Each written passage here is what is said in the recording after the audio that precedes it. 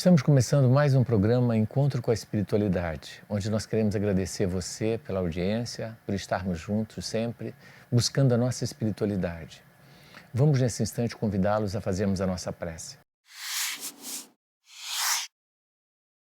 Deus de amor e bondade, obrigado pela bênção de aqui estarmos reunidos com as pessoas que comungam conosco o mesmo ideal. Que a tua luz, Jesus, se estenda sobre cada lar, levando paz, saúde, equilíbrio, esperança e, acima de tudo, harmonia e alegria. Obrigado, Senhor. Esteja conosco hoje e sempre. Que assim seja. Bom, gente, hoje eu vou falar um tema muito interessante, que é falar sobre paz no lar, paz no mundo. Um tema maravilhoso que foi abordado na Concafras de Portugal, né, e que realmente é muito significativo nós falarmos desse assunto. Então, nós vamos falar muito sobre a paz hoje, né, e a importância dessa paz no nosso lar, né, e refletindo a paz no mundo, porque quando nós temos a paz no lar, ela acaba como um todo refletindo na paz no restante do mundo. Então, a paz, ela precisa ser construída, né, primeiro dentro de nós, né, e a maior parte das pessoas busca a paz fora, né? Então esse é um grande problema, porque a gente percebe que a verdadeira paz, ela não está fora, ela está dentro, né? Então essa preocupação com o exterior, com as coisas de um modo geral externa a nós, na verdade elas não nos proporciona a paz legítima, a paz verdadeira. É uma paz transitória que muitas vezes a gente pensa que consegue, né? Mas tem uma história que eu vou começar contando, muito interessante, de um senhor que estava aqui em Cuiabá, um empresário, que já numa certa idade, cansado, ele disse, cara, eu preciso de paz. A minha vida é um inferno, porque quando eu não tenho problema em casa, eu tenho problema na empresa, funcionários, ele tinha 2 ou 3 empresas, então é uma correria louca, não parava hora nenhuma, e ele sentia que ele precisava de paz. Ele queria ficar livre de problemas, livre de tudo. Então, ele resolveu comprar umas terras ali na estrada da Chapada, na Chapada, e fez ali um cantinho, onde ele pudesse ficar em paz, sossegado, né? E ele falou, quer saber de uma coisa? Eu vou dar uma mudança radical na minha vida. Chegou para a esposa e falou, olha, eu vou vender as empresas e quero me ver livre delas. Então, como são 3, se você não concorda, você fica com uma, né? Eu dou uma para os meus filhos e eu vendo a outra que é minha e eu quero ir para lá e ficar lá no sossego. Eu não aguento mais essa cidade agitada, essa violência, esse tumulto de Cuiabá. Eu quero ir para um lugar onde eu possa encontrar a paz que eu estou procurando. Então, assim ele fez, entregou uma empresa para os filhos, a outra para a esposa, vendeu a dele por um preço assim, baixo, que ele pudesse comprar essa terra e fizesse ali o cantinho dele. Então ele conseguiu comprar uma chácara bacana, com água caindo, aquele barulhinho de água, né, passarinho cantando, um lugarzinho simples, né? Colocou lá umas 4, 5 vaquinhas, então ele falou, agora aqui eu quero ficar tranquilo, sossegado. E aí ele começou a morar lá nesse local e sentiu, acho que uma paz imensa, pelo menos de início. Mas aí ele começou a ficar lá e começou a entrar um pouco de tédio, porque não tinha muito o que fazer, ele tentando arrumar o que fazer curral, mexer com gado, não sei o quê e tal, mas ele sentia um certo vazio, uma sensação estranha. Então, sempre que ele ia na Chapada comprar carvão, comprar combustível, comprar as coisas básicas, ele ligava para casa para perguntar como estava, porque lá nem celular ele quis que pegasse, porque ele queria ficar realmente isolado no mundo, sentindo uma paz, que ele precisava dessa paz, desse sossego, né? Então ele ligava quando ele ia na Chapada para saber a notícia. Então ele ficou sabendo que a esposa dele estava muito mal, teve um surto psicótico, estava internada no hospital e que a empresa dela, o administrador estava passando a perna nela, que a situação era gravíssima. Os filhos, dois deles começaram a brigar muito entre eles, né? E um era dependente químico, estava totalmente invernado na droga, sem conseguir sair. O outro em situação gravíssima, tomando atitudes na empresa que comprometia realmente a segurança deles próprios. Enfim, estava um caos, porque eles não tinham a habilidade que ele tinha de administrar, eles não sabiam como lidar com tudo aquilo, e de repente ficou aquela responsabilidade na mão deles e eles não suportaram a carga, considerando muito pesada, não tinham condições de carregar aquela cruz pesada. E ele voltou para casa, ele não conseguia mais ouvir o canto dos pássaros, nem o barulho da cachoeira, e ele só pensava: meu Deus, minha família está desmoronando, está um caos, e eu estou aqui nesse sossego, será que isso é justo? Será que eu não estou sendo egoísta? E aquilo foi realmente deixando ele muito preocupado, e ele já não conseguia mais sentir a paz que ele sentia, porque dentro dele o inferno estava feito, e o sentimento de culpa por ele ter deixado tudo na mão deles e realmente ver que estava indo tudo por água abaixo, tudo que ele construiu durante muitos anos. Então ele resolveu voltar e deixar a casa para ele ir só no final de semana, né, quando ele pudesse, e voltou e começou o trabalho de novo, começou a ajudar a esposa e os filhos a administrar a empresa, se sentiu mais útil, e ele percebeu nitidamente que a paz, ela não está fora, ela está dentro, né? E ele começou a sentir mais paz aqui nesse tumulto do que lá, porque a consciência dele estava tranquila. Então nós vamos ver que o alicerce, né, da paz verdadeira é a consciência tranquila do dever cumprido, quando nós cumprimos o nosso papel, quando nós executamos a tarefa que nos cabe realizar, e não fugindo e buscando fora o que na verdade está dentro. Então a paz verdadeira, ela deve ser construída por nós. É uma construção, não é um presente assim, que cai do céu como uma pombinha. Você sabe que a pomba simboliza a paz. É como se a sua pomba estivesse voando e assentasse na sua cabeça. Pronto, chegou a paz. Muito fácil, né? Muito infantil da nossa parte achar que paz é alguma coisa nesse sentido. Então, gente, muitos acham que ter paz é ter segurança financeira, por exemplo, né? E que, tendo segurança financeira, ele vai estar em paz, porque essa correria pela sobrevivência deixa as pessoas, às vezes, né, agitadas, intranquilas, inseguras, agitadas, ansiosas, né?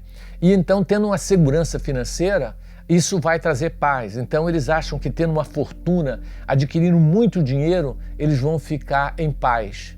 E não é o que acontece, porque dinheiro significa problema. Quanto mais dinheiro, mais problema, porque você tem que administrar. E para administrar, são problemas que vão surgindo e você tem que trabalhar. Não adianta. Muitas vezes você trabalha muito mais do que quando pobre, né? Então, a gente vai perceber que não é na fortuna nem do dinheiro que a gente encontra a paz. Outros, eles rogam, né, a bênção do casamento, né? Mas quando o céu lhes concedem, né, essa oportunidade, eles não sabem ser irmão das pessoas, né, que o pai lhe confiou, não sabem o valor da renúncia e querem exigir, né, desse outro, né, uma perfeição que eles não têm.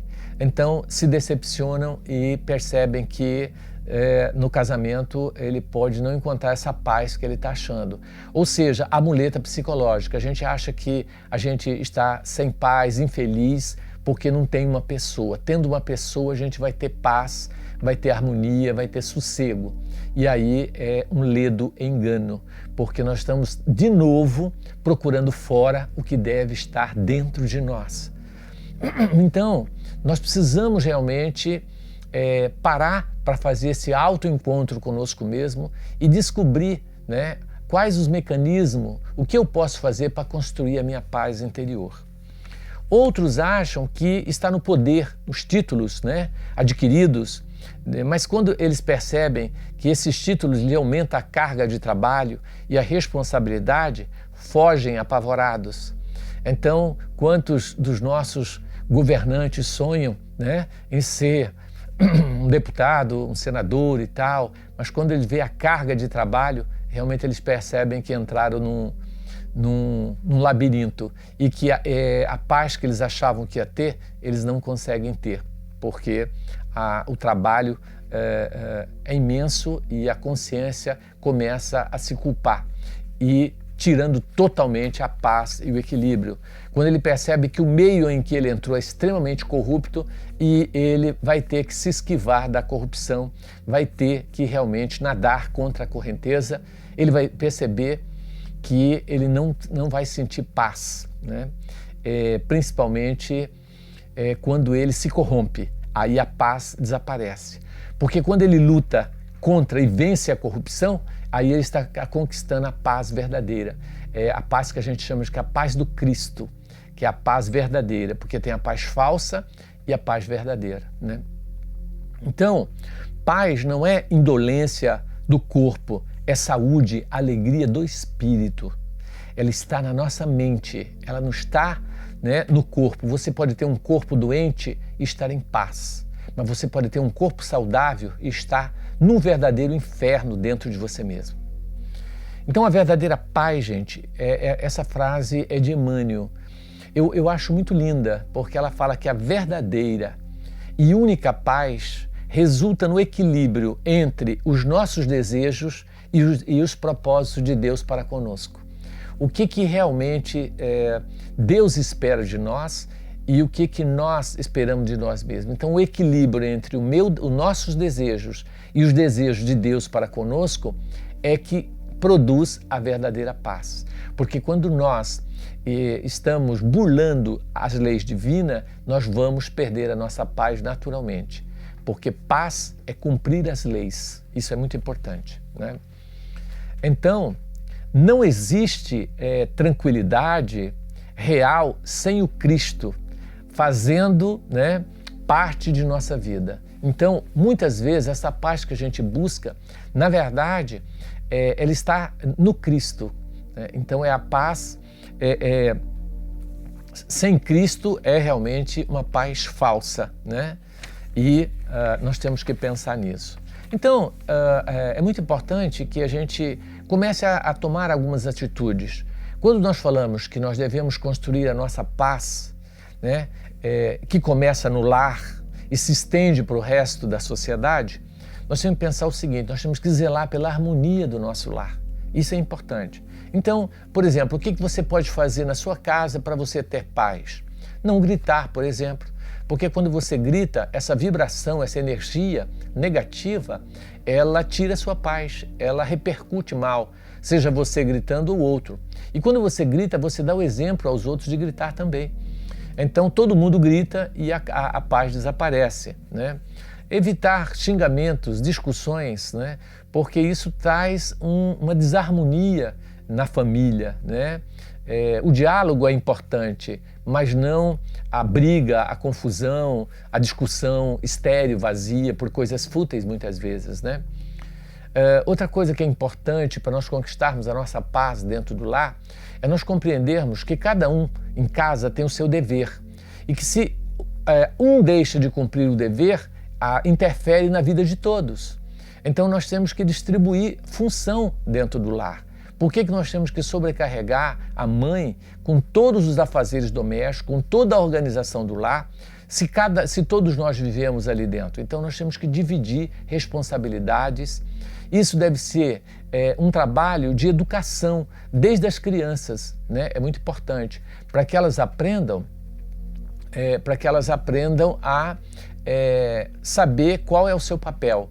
Então reúne a família, né? E a mãe diz: olha, cada um vai limpar o seu quarto, arrumar a sua cama todos os dias, essa é a função de vocês, porque eu não dou conta de cuidar da casa toda, né? Fulano vai pegar o lixo. Então distribuir esse trabalho dentro da casa é muito importante. Agora imagina que ele ficou responsável para tirar o lixo, para colocar o lixo lá na rua. Se ele não tira, o que vira a casa, né? Começa a feder e desequilibra todo mundo. Então cada um tem que cumprir com o seu papel. E eu sinto que existe uma cultura muito machista de que a mulher faz tudo e o homem não faz nada dentro de casa. Isso era quando o homem trabalhava fora e a mulher trabalhava no lar. Mas hoje a mulher está trabalhando fora, então os direitos são iguais. Então nós precisamos mudar esse conceito e rever. Mas eu sinto que uma grande culpa de nós termos hoje ainda esse machismo e esses homens que não querem auxiliar as esposas é porque as mães entregam tudo na mão dos filhos, fazem tudo para eles e eles acostumam mal. E quando eles casam, eles querem ter a segunda mãe, que faça tudo também, dê tudo na mãozinha e na boquinha deles. Então é um processo de educação, nós precisamos mudar essa cultura. Nós não podemos dar para os nossos filhos tudo na mão. Eles têm que aprender a trabalhar desde cedo. O trabalho é uma bênção, é a construção da paz, né? O trabalho está num dos pilares importantes da construção da paz. Se a gente não ensina os nossos filhos, eles realmente vão ter problema nesse sentido, né? Outra coisa importante é o respeito a cada um, né? Nós precisamos respeitar as pessoas, respeitar tudo e todos. Então, se você vai passar por uma passagem, está o seu filho, você, meu filho, dá licença, eu preciso passar. Essa educação, essa gentileza uns para com os outros, gera uma gentileza coletiva. E nós nos sentimos bem quando as pessoas são gentis conosco. Mas a gente vê que às vezes os pais, eles são grosseiros com os filhos, eles tratam de forma estúpida e os filhos tratam os pais também de forma estúpida. E isso tira a paz, isso desequilibra, né? Então nós precisamos construir uma sociedade, uma família, onde existe respeito mútuo em todos. Quando um está falando, os outros ficam quietos, isso é educação, né? Então não gritar, não interferir na fala do outro, deixar o outro falar, isso é educação. Então nós precisamos trabalhar, porque a educação faz parte da construção da paz interior. Evitar a violência, né? A violência, ela tira a paz, seja ela uma violência mental, seja ela verbal ou física. De qualquer maneira, a violência, ela desequilibra, ela agride o ser humano, agride tudo. E quando eu falo não violência, é para com os animais, com as plantas e com tudo, né? Porque todos vão refletir. Se você descarregar uma energia negativa em um gato, em um cachorro da casa, ele vai repercutir essa energia, ele vai passar para frente e vai desequilibrar totalmente. Então, cuidados com a higiene física e mental, porque nós vivemos num mundo de muita poluição mental, né? E esse é um problema. As pessoas estão muito preocupadas com a poluição da atmosfera, com o gás carbônico e com a destruição da camada de ozônio, com o desmatamento, com não sei o quê, e esquecem da poluição mental, que é a que mais afeta o mundo e o ser humano.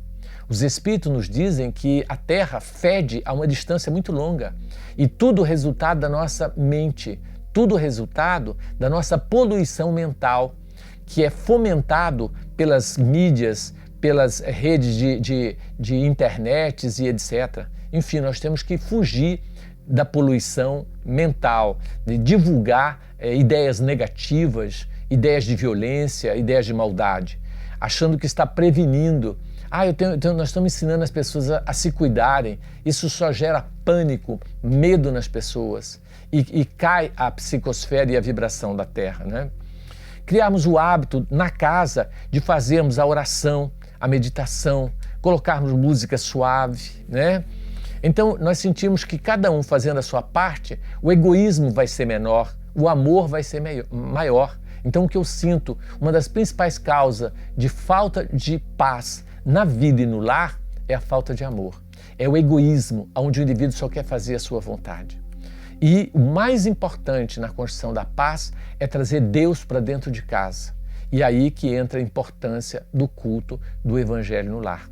Então, nós vamos ainda, né, com a nossa entrevistada de hoje, falar da importância da gente implantar o culto do Evangelho no lar. O que é isso? Independente da sua religião, tá certo? Trazer o Cristo para casa é fundamental. Um dia na semana, durante 15 minutos que você reúne com a sua família, muda totalmente a psicosfera do seu lar. O ambiente passa a ter mais paz, mais equilíbrio, mais tranquilidade, né? E a oração, ele é realmente um dos sustentáculos na construção da nossa paz, da paz que nós tanto buscamos e que tanto temos necessidade, né? O silêncio, né? Aquelas casas, aquelas músicas agitadas o tempo todo, televisão ligada, cachorro latindo, criança gritando. Olha, é complicado. Apesar de que a paz é interior, esses reflexos, né, do dia a dia desequilibram, né? Olhares de desdém, de agressividade, tudo isso desequilibra e tira a paz do indivíduo interior, mexe com a paz interior, né? Porque nós temos que realmente fazer esse trabalho. Então lembrar que o alicerce, um dos alicerces fundamentais da paz é a consciência tranquila no dever cumprido. Mesmo que esse dever nos custe sacrifício, suor, lágrimas, é necessário que a construamos, né? Que nós lutemos para que ela seja construída.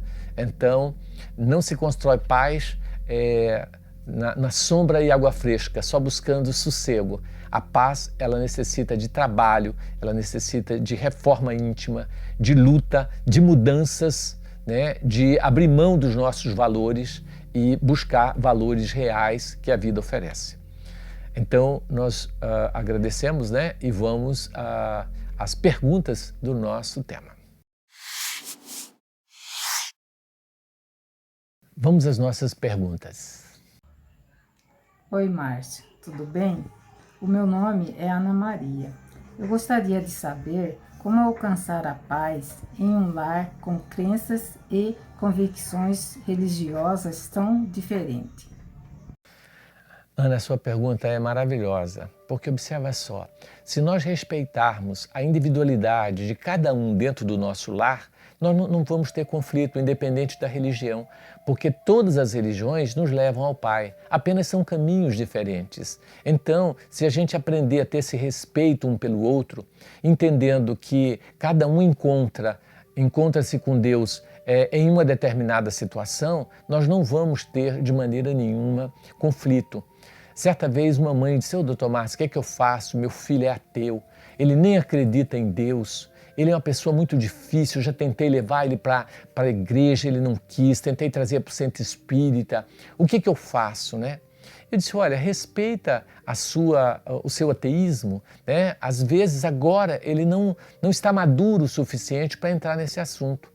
Mas muitas vezes a conduta dele é muito superior à de muitos cristãos que se dizem religiosos, mas que só na aparência. Então, como que é a conduta dele? Não, ele é tranquilo, trabalhador, tal. Então ela foi me falando, eu digo, mas ele está ótimo, né? Então, gente, às vezes a gente quer que a pessoa comunga conosco o mesmo ideal, a mesma religião, e nem sempre é assim. Então, acho que quando há esse respeito mútuo, aí a paz reina, mesmo que cada um fale uma linguagem ou esteja em uma religião diferente. É isso que é importante, o respeito à liberdade do outro, de pensar como ele quiser pensar. Eu já vi briga dentro de casa por partido político, direita e esquerda. Quem é da esquerda não fala com quem está da direita. Olha que absurdo. Gente, por que nós não respeitarmos as pessoas como elas são? Se ela é da esquerda e eu sou da direita, não há problema nenhum. Nós somos seres humanos que temos o direito de escolher direita, esquerda, meio, ponta, fim, sei lá o quê, não é? Então, quando há esse respeito verdadeiro, pronto, a paz reina, porque nós não vamos discutir, não vamos querer impor a nossa ideia em relação ao outro. Até porque, quem diz que nós estamos certos, né? Por que nós queremos impor um caminho que a pessoa não está preparada para trilhar? Então, nós temos que pensar nisso, né? Vamos à próxima pergunta. Olá, meu nome é Crismeia Ramos. Existem muitos tipos de intolerância dentro do ser humano enraizado. Por exemplo, a intolerância racial, a intolerância de gênero, a intolerância religiosa. E eu pergunto ao nosso irmão Márcio, como tirar esse sentimento de dentro do ser humano, como alterar o pensamento do ser humano com relação ao próximo, a esse sentimento de intolerância com o próximo. Crismeia, a sua pergunta é maravilhosa, mas o que eu vejo, né? Eu vejo em relação a essa intolerância, né? Quando você pergunta, né?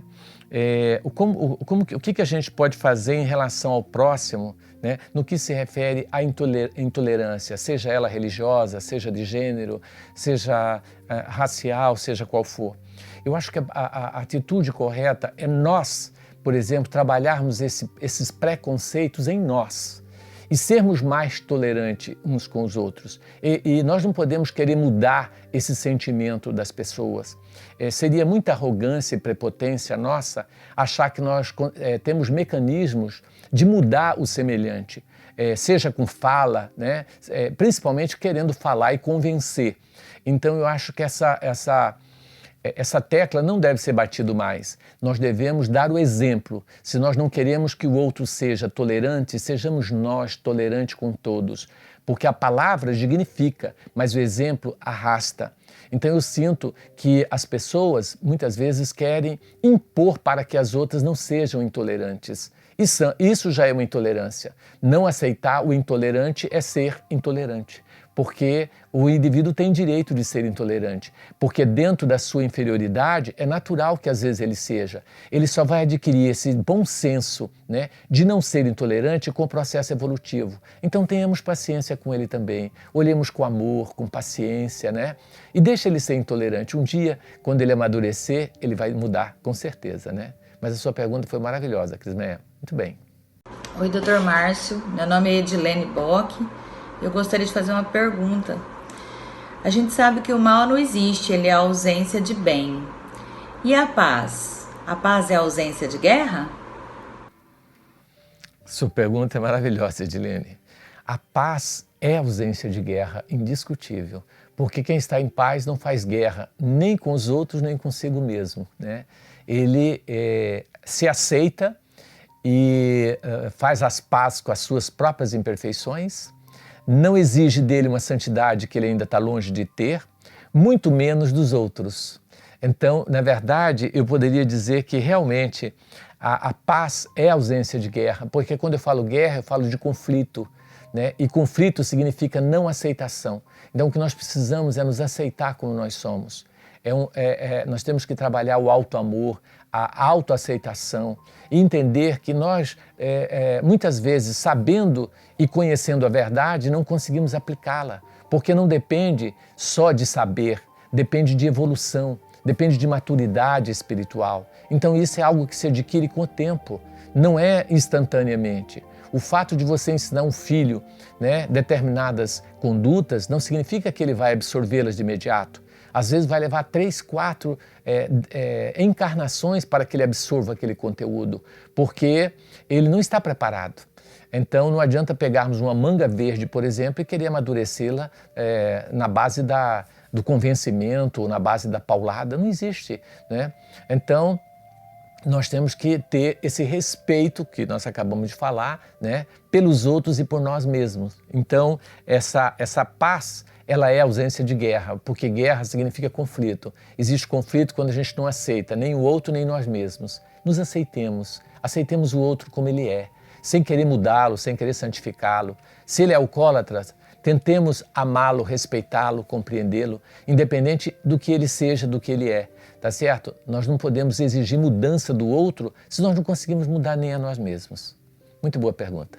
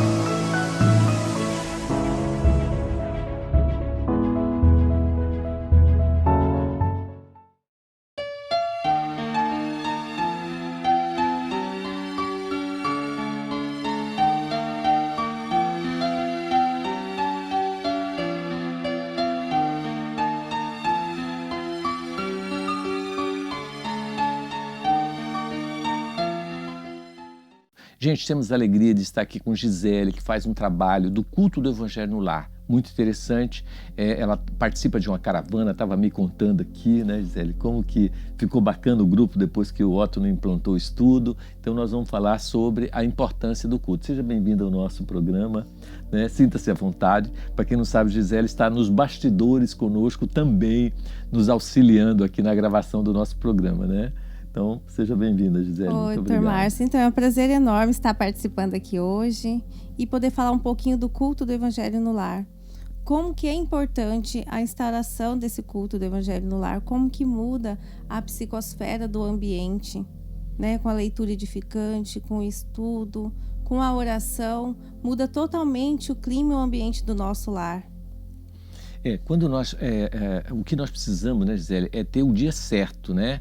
Então, quando a gente visita os lares, a gente orienta que a família deve escolher um dia certo da semana. Por exemplo, qual o melhor dia para vocês que consegue reunir todo mundo? Vamos supor que seja domingo às 18 horas. Então, todo domingo às 18 horas, a gente fala, gente, é o horário do culto. Eu sei que de início, né, a gente esquece, porque a gente não está acostumado. Então, é bom pôr o celular para despertar. Olha, às 17h30 despertar e você lembrar, meu Deus, hoje é domingo e hoje tem culto. Então você reúne com a família, se eles quiserem reunir, porque se não quiser não vão obrigar ninguém a estar também. Convida, né? Gente, nós vamos convidar vocês para participar do culto do Evangelho no Lar. Mas quem não participar também não pode colocar música alta, não pode fazer bagunça, porque agora é hora do culto, é um momento importante. Então reúne a família, faz-se uma prece, né? Pode ser o Pão Nosso, né? O Pai Nosso, melhor dizendo, o Pai Nosso. Pode ser uma oração espontânea que você faça e após a oração você vai pegar o Evangelho, abrir, né? Ou você segue a sequência certa, né, Gisele? Ou você pode abrir o acaso. O correto é você seguir a sequência, porque você vê todo o Evangelho. Aí você lê apenas um parágrafo, né? Não precisa ler mais do que um parágrafo, faz o comentário, passa a palavra aos outros, o que você entendeu, fulano, o que você entendeu, cicrano, tal. Se tiver criança, é bom colocar uma historinha infantil, que eu acho que fica muito legal para a criança querer ter o momento da criança, senão ela não presta nem atenção. Tem vários livrinhos de história infantil que você pode, de fundo moral, que você nessa hora pode ler, né? E aí você faz, depois disso, né, o comentário, aí coloca a água para ser fluidificada, né, para ser transformada em medicamento, pode colocar o nome certinho, esse aqui é do Paulinho, esse aqui é da mamãe, esse é do papai, põe certinho, e aí faz a oração no final e pede a Deus que coloque nessa água, né, o medicamento, o bálsamo e tal. Então é muito simples assim, 15 minutos apenas. Agora lembrar, né, Gisele, que nessa hora não é hora de discussão, né? Por exemplo, está falando sobre paciência, aí o marido olha para a esposa, pois aqui tem que ter paciência, começa aquele jogo, sabe? Aquela coisa de... Não é hora de alfinetar um outro, de dar lição de moral, é uma hora de paz, é um momento de paz na família. E essa experiência que você tem, Gisele, lá no trabalho, assim, tem alguma casa que marcou, alguma casa que você percebeu que, né, o que você sentiu quando você faz trabalho? Olha que interessante, às vezes a gente bate palma na casa, aí a pessoa nos atende, a gente divulga as atividades da nossa casa espírita e oferece para fazer uma oração, fazer o evangelho. E olha que interessante, às vezes tá aquele barulho, cachorro latindo, uma bagunça que a gente não consegue nem falar direito. E quando começa a ler o evangelho, até os cachorros se acalmam. Incrível, né? Muda totalmente o que eu estava falando, muda a psicosfera, muda o ambiente. E às vezes a pessoa tá dura ali, não querendo aceitar esse evangelho. E quando a gente começa a leitura da mensagem, o semblante da pessoa vai mudando.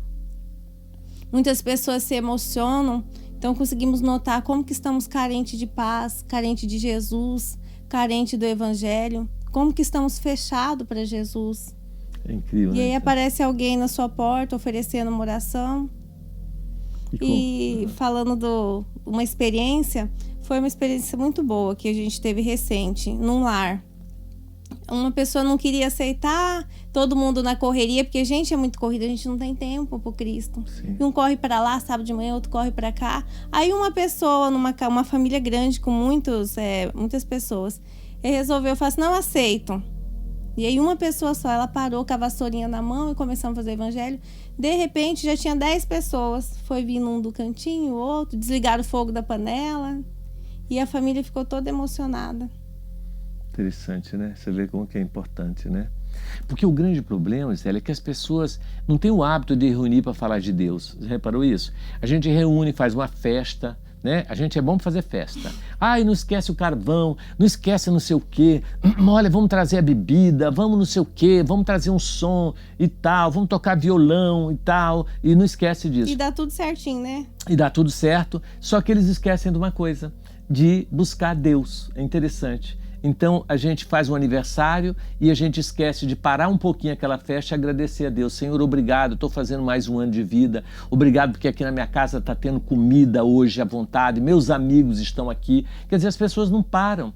As pessoas só param para falar de Deus, não sei se você já reparou, quando morreu alguém, pronto. Aí, meu Deus do céu, mamãe morreu. Aí tá lá, né, o cadáver lá e todo mundo orando e falando de Deus e não sei o quê. Ou casamento ou batizado.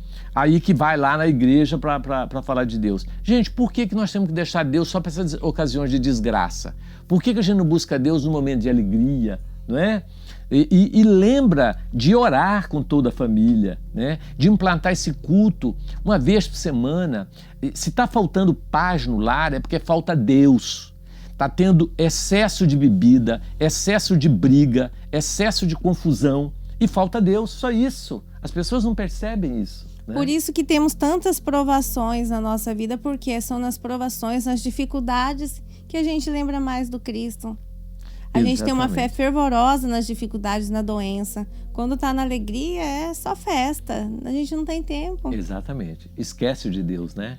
As pessoas buscam Deus, sempre brincam e falam o seguinte, a pessoa busca Deus depois que, bom, primeiro, já está velha, que não está caindo os pedaços, ninguém quer mais nada com ela, ela fala, bom, agora é Deus, né? Já que ninguém quer, é Deus. Então vai procurar Deus.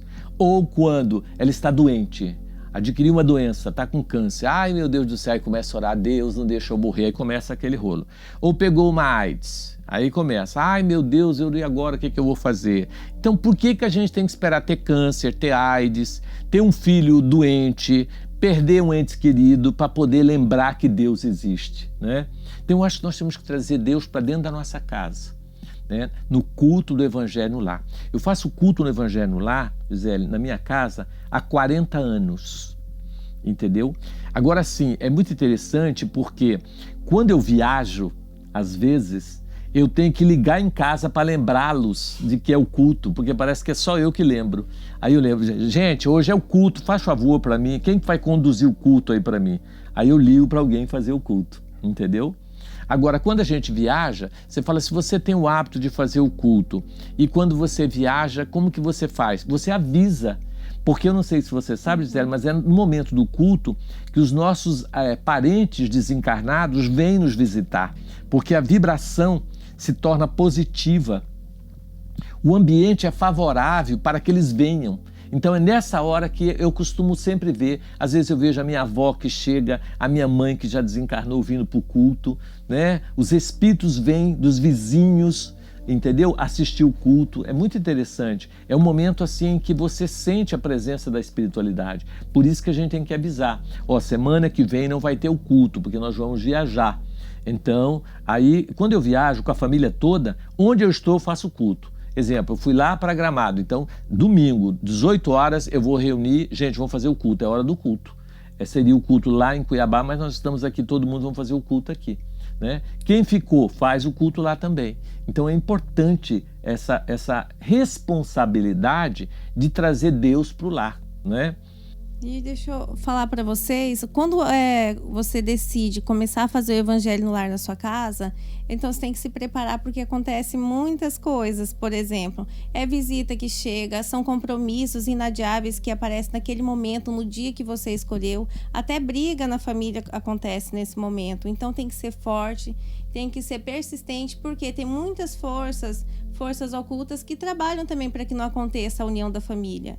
E com o Evangelho no Lar, a tendência é a família se unir mais, porque é um estudo edificante. Muito bem lembrado, hein, Gisele? Visita inesperada na hora do culto. O que você faz? Convida a visita. Meu amigo, senta, agora é a hora do nosso culto. Participa com a gente, depois a gente conversa, não é? Isso. E lembrando também que o nosso lar verdadeiro também é o nosso coração. Igual o doutor Márcio falou aqui da viagem, né? Uma vez minha família estava viajando e deu horário do evangelho.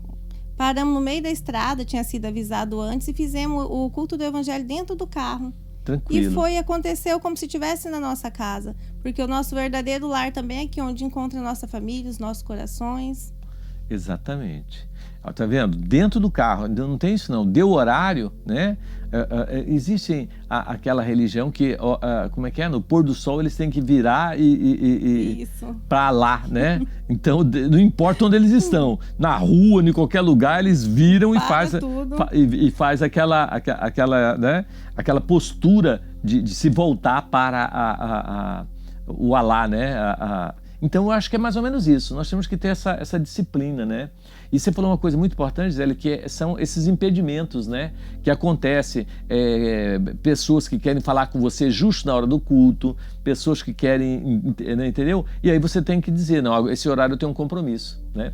Uma vez eu tinha uma entrevista, né, para falar com o governador, e marcaram justo a hora do meu culto, entendeu? Aí a moça ligou e falou, é às 18 horas. Eu falei, infelizmente, nessa época eu fazia o culto sexta-feira. Eu falei, infelizmente eu não posso nesse horário, porque eu tenho um compromisso muito importante. Aí ela falou assim, é mais importante do que o governador? Eu falei, com certeza. Aí ela perguntou, é o presidente? Quer dizer, tipo assim, imagina, você não tem um compromisso mais importante de falar com o governador. Falei, é mais do que todos os presidentes da terra. Sabe com quem eu tenho um compromisso, minha filha? Com nosso Senhor Jesus Cristo. A senhora entendeu? 6 horas eu estou com ele. A senhora quer algum recado? Nós vamos falar com ele. Agora, por que Jesus não é importante, gente? Olha que engraçado, a mulher tem que orar de me perguntar se tem alguém mais importante que o governador. Oh, que coisa fantástica, né? Então, gente, Deus é mais importante que qualquer coisa, é ou não é? Agora, e se as pessoas saíram, né? E tá só você dentro de casa? Faz o culto. Faz, não pode ser só você. Só você. E tem muitas pessoas, o doutor Márcio, que começa fazendo sozinho o evangelho, porque os outros familiares não aceitam. Exatamente. E aí, aos tempos, vai saindo um do quarto, vai indo, quando vê a família toda tá reunida. Também já escutei relatos de pessoas falando assim, olha, Gisele, eu comecei a fazer o evangelho e as coisas lá em casa pioraram. Gente, isso não existe, não se apega a esse pensamento, isso é as trevas na sua mente, não existe as coisas piorarem. Tem um reajuste, né? Como eu disse, que as forças ocultas não querem, né? Que a família fica unida. Então, abandone esse pensamento que piorou, não piora. A tendência é só melhorar. Exatamente. Eu acredito, Gisele, que no futuro nós não teremos mais igrejas. Cada um vai estar com Cristo no coração e dentro do seu lar. Cada lar vai virar um templo espírita, um templo religioso, melhor dizendo, não é nem espírita, um templo religioso, entendeu? Porque eu vejo que a religião, de um modo geral, meio que aliena, cria normas, dogmas, um monte de coisa. O dia que o Cristo estiver implantado em nosso coração, nós não precisamos mais de igreja, nós não precisamos ir mais em lugar nenhum, porque Ele está dentro de nós, Ele está no nosso lar, né? Então o ideal é que todos os lares se transformem num templo divino. Você imagina se todas as casas da terra implantassem o culto do evangelho lá? Olha como a vibração seria outra, né? E lembrando, doutor Márcio, que quando a gente realiza o evangelho no lar, na nossa casa, essa radiação de amor se estende aos nossos vizinhos. Até a fluidificação da água se estende às caixas d'água, assim, é um alcance muito grande. Exatamente. E outra coisa, quando a gente faz o culto do evangelho no lar, nós criamos uma barreira magnética impedindo que a treva adentre esse lar. Isso é que é interessante. É uma cúpula magnética de proteção. Então, se você quer proteger o seu lar, implante o culto do evangelho no lar. Isso é importantíssimo, né? E nas nossas visitas ao evangelho no lar, que fizemos nas casas, a gente presenteia o morador com o evangelho. E aí eu costumo falar assim, quando você está triste, você vai lá e abre o evangelho que ele vai falar com você. E quando você está feliz também, abre o evangelho que ele também vai ter uma palavra. É o Cristo falando com a gente através do evangelho. Exatamente. Muito bem lembrado, né? Bom, Gisele, nosso tempo já chegou ao final. Queremos agradecer a sua participação aqui conosco, né? E agradecer você que está nos assistindo. E o nosso programa continua, né, Gisele? Continua, foi um prazer enorme.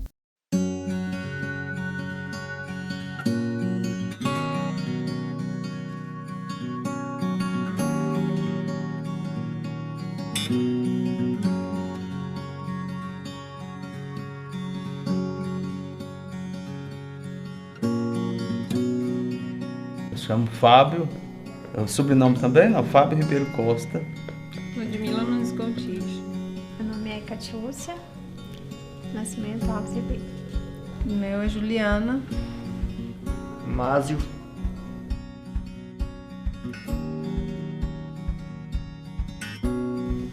Olha, eu convidaria a minha família. A minha família é meu primeiro, tá em primeiro lugar, né? Eu convidaria também minha família, estenderia a minha mãe e o meu pai o convite também. Tem várias pessoas, né? Mas acho que a gente lembra primeiro da família da gente, né? Que tá mais próximo, né? Eu levaria meus filhos. Não vou levar ninguém muito longe, não. Aí é meus filhos, minha esposa.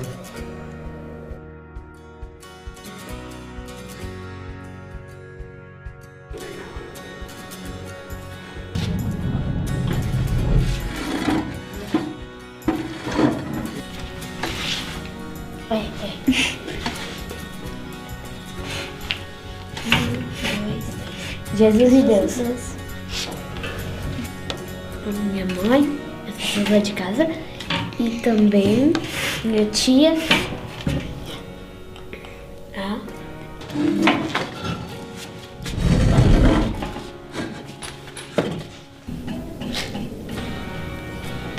Os irmãos. Também.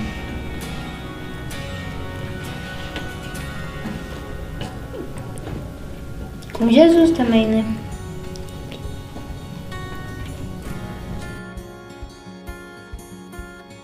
Então fala, Lucas. E Marcelo. E Marcelo? Meus amigos. Família, mãe, pai, Lucas, a Marcela e os amigos.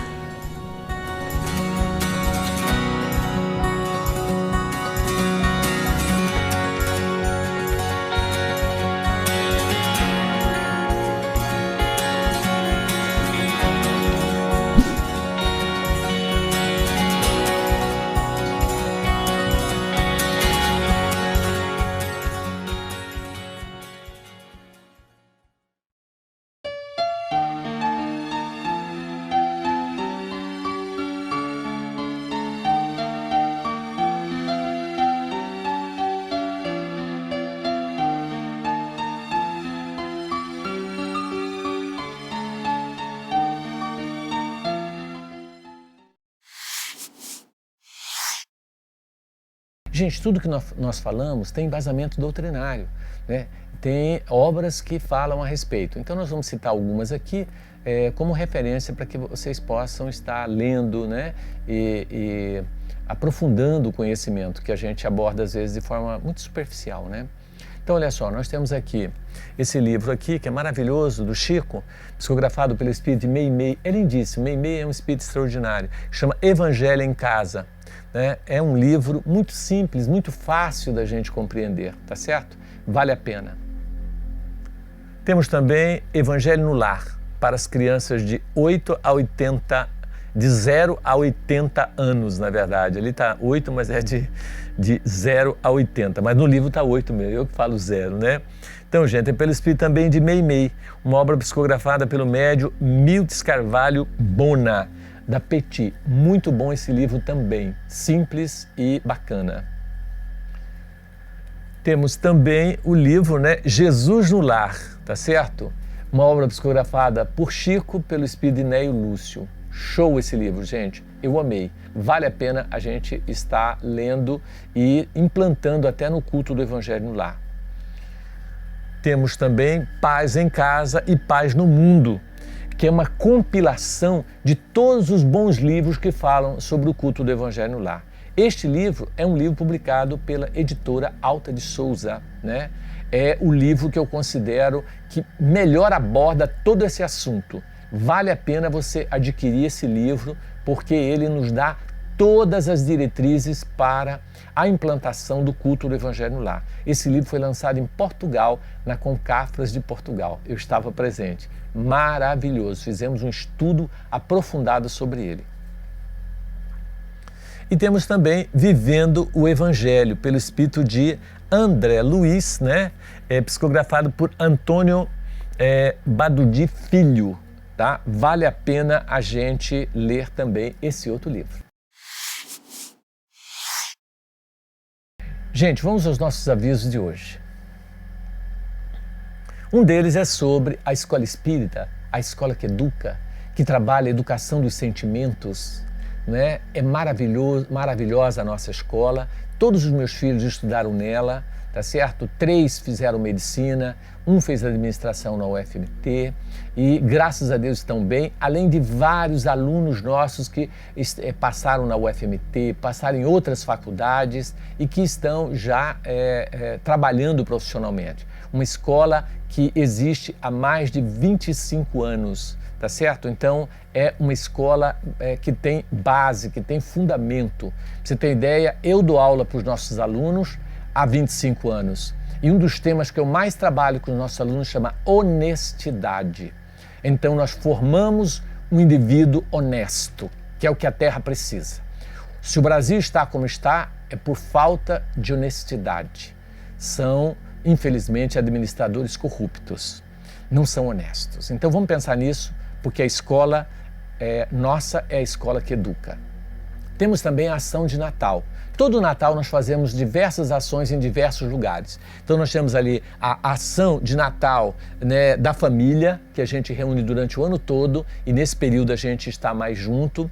Temos o Natal dos Jovens da Vida, tá certo? Temos o Natal dos Idosos no Abrigo Bom Jesus, o Natal da Casa Mãe Joana, temos o Natal na Associação de Defesa dos Haitianos, temos o Natal na Creche Caminho Redentor, temos o Natal no Centro Pastoral para o Migrante, temos o Natal das Crianças, que são distribuição de mais de 6.000 brinquedos para as crianças de periferia, e temos o Natal dos Alcoolistas e Moradores de Rua, que acontece dia 25, dia de Natal, lá no Vantuílio Freitas, onde nós saímos pegando nas ruas todos os nossos irmãozinhos que estão jogados e levamos, eles tomam banho, cortam cabelo e recebem ali, né, uma cesta de alimento, um kit de higiene, se alimentam e realmente é um trabalho maravilhoso. Se você não conhece, dia 25, vá lá conhecer o nosso trabalho, participe conosco, é um trabalho muito bonito. 25, dia de Natal, né?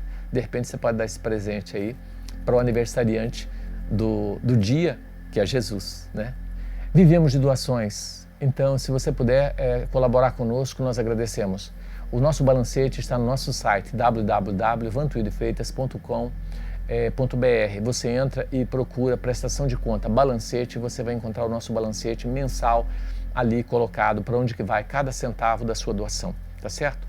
E nós agradecemos quem já contribui e quem não contribui, se puder, R$10 que você contribui mensalmente ajuda a manter a nossa obra, tá certo? Eu agradeço muito.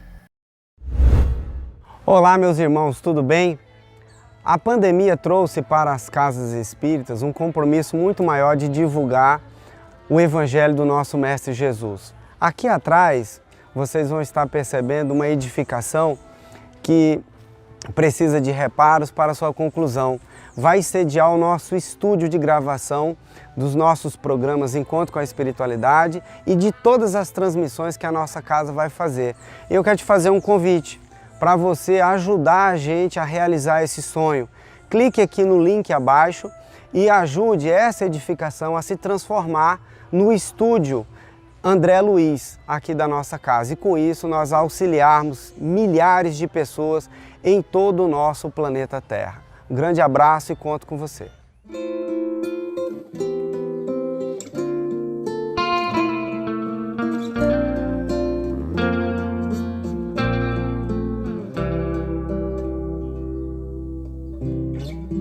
Vem que eu te farei um pescador de homens, se perseverares serás cefas pedra, onde a agonia do vazio medra, frutificarás a mitigar a fome. Quero ir contigo, mas receio as águas, temo afundar enquanto vai inocentes tuas chagas. Eu, Tiago e João ao chão em sono. Como não bastasse, eis-me a ferir um soldado que te traz voz de prisão.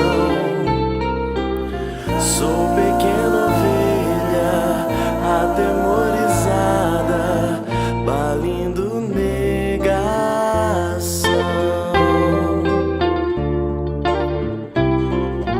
Volvo a vida e tomo pela tua mão. Te levarei onde não queiras ir. Pedro, tu me amas. Pedro, tu me amas. Pedro, tu me amas.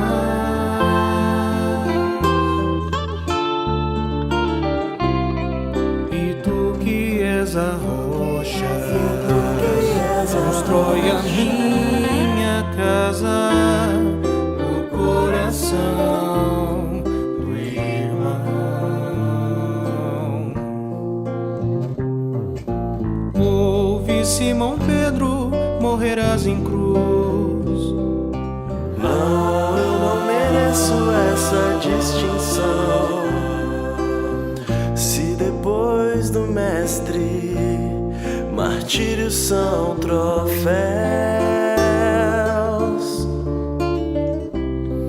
e as mãos que ele tocou e os pés que ele lavou apontarão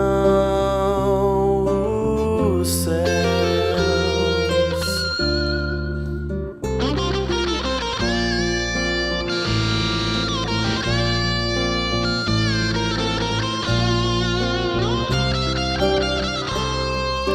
Vem que eu te farei um pescador de homens. Vem que eu te farei um pescador de homens.